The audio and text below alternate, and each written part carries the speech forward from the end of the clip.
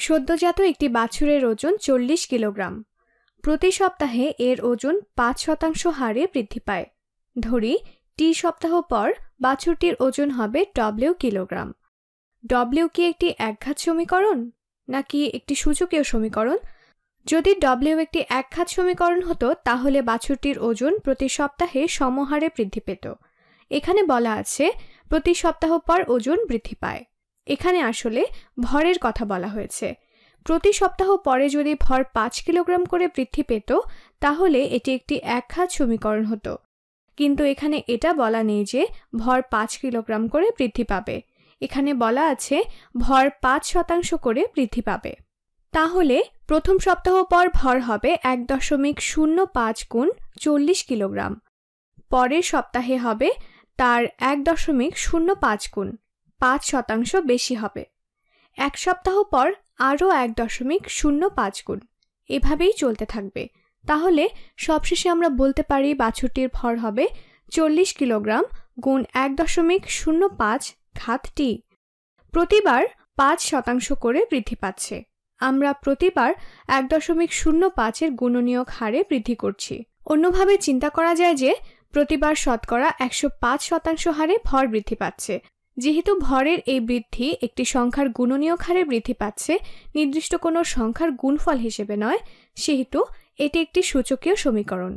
চলো দেখি এখানের কোন কথাটি সত্য হবে।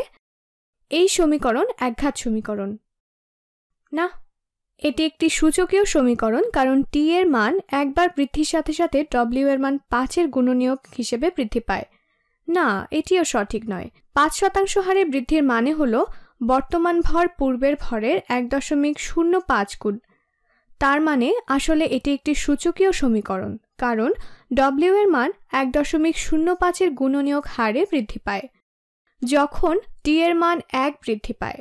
তাহলে এটি সঠিক উত্তর। চলো আরেকটি করা যাক। এখানে সংখ্যার পরিবর্তন কি রৈখিক হারে নাকি সূচকীয় হারে পরিবর্তিত হচ্ছে তা বের করতে হবে। ফয়সালের কাছে একটি দুষ্প্রাপ্য পয়সা আছে যার মূল্য $550। প্রতি বছর পয়সাটির মূল্য শতকরা 10% হারে বৃদ্ধি পায়। এটি আমাদের আগের উদাহরণটির মতোই। প্রতি বছর বৃদ্ধি পাচ্ছে মানে প্রতি বছর 1.1 এর গুণনীয়ক হারে বৃদ্ধি পাচ্ছে। যদি 10% হারে বৃদ্ধি পায় তার মানে 1.1 এর গুণনীয়ক হারে বৃদ্ধি পাচ্ছে। যদি প্রতি বছর $10 করে বৃদ্ধি পায় তাহলে এটি একটি একঘাত সমীকরণ হতো, কিন্তু এখানে শতকরা হারে বৃদ্ধি পাচ্ছে। তোমার চাচা 1,30,000 টাকা দিয়ে একটি মোটর সাইকেল কিনল। প্রতি বছর মোটর সাইকেলটির মূল্য 10,000 টাকা করে কমে।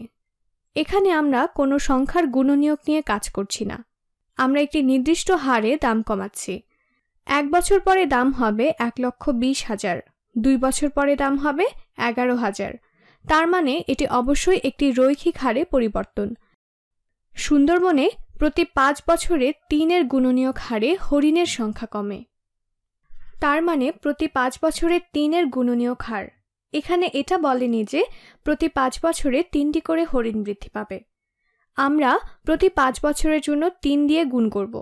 তার মানে এখানে পরিমাণের পরিবর্তন অবশ্যই সূচক হারে ঘটছে। সবশেষে তুমি একটি রেস্তোরাঁর একজন কর্মচারী। প্রতিদিন কাজের পর তুমি $50 করে বকশিশ পাও। এটি দেখেই মনে হচ্ছে এটি রৈখিক হারে পরিবর্তনের উদাহরণ। প্রতিদিন কাজ শেষে $50, একদিন কাজ শেষে $50, 2 দিন কাজ শেষে 100, এভাবে চলছে। আগের দিনের 50 গুণ করে বকশিশ পাওয়ার কথা এখানে বলেনি। এখানে বলেনি 50% করে বেশি আয় করা হয়েছে, বরং বলা আছে বৃদ্ধি একটি নির্দিষ্ট হারে হয়েছে। তার মানে এটি অবশ্যই একটি একঘাত পরিবর্তনের উদাহরণ।